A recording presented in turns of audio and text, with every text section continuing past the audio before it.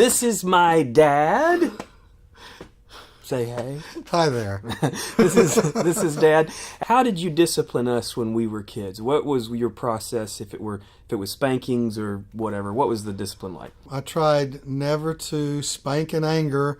I always would take a few minutes to think about what the infraction was, and then we'd talk about it.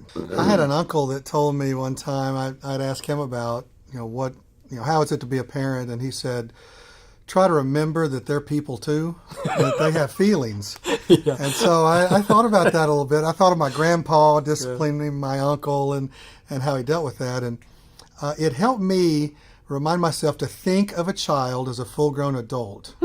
Okay. Now, how would you be different if little bitty Luke was standing there? You probably would treat him slightly different.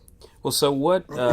Why did it matter not to discipline and anger? I mean, why was that important? So I realized as a young parent that I was afraid of being humiliated. I was afraid that my children would be a reflection that would look poorly on me. Oh, and once I recognized that, I could diffuse it and stop reacting based on, well, how's this going to look if my child is screaming in the grocery store, for example. Yeah. And so, it just helps you sort of redirect, what is your goal in dealing with a child and directing them. And it's really a discipleship process. Your kids are adults now, and from my opinion, you've done a good job of transitioning into friendship. I know that sometimes it's probably hard. I'm not there yet myself, but I can imagine sometimes that's difficult because there's probably an urge to give more advice than is wanted by the kid. What's some advice for transitioning into that phase and kind of moving into that style? First of all, beware of unsolicited advice. Parents tend to have trouble stopping this habit of giving directions nonstop. And if you do that to adults, they will start to avoid you.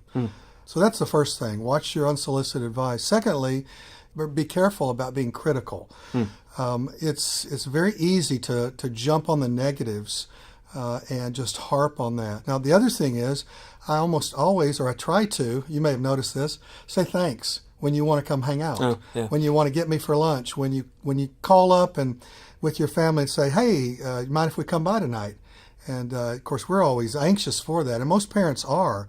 But the thing to beware as a parent is not to give your child a tongue lashing for not staying on your idea of what you deserve. Again, if you have an idea of, I deserve 7 calls a week, and then you punish the adult child when they do show up or they do call you, you're just going to drive them away.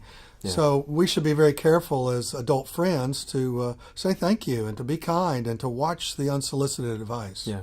So basically, treat each other like friends. That's right. Not do things you wouldn't do to some friend. Yeah. So, any final advice for our friends at Cypress Valley?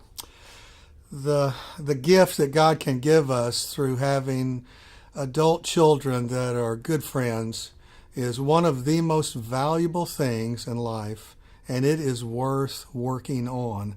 So if you struggle in this area, I highly recommend that you pray about it, study it, and work hard to develop this kind of friendship because it is a wonderful reward.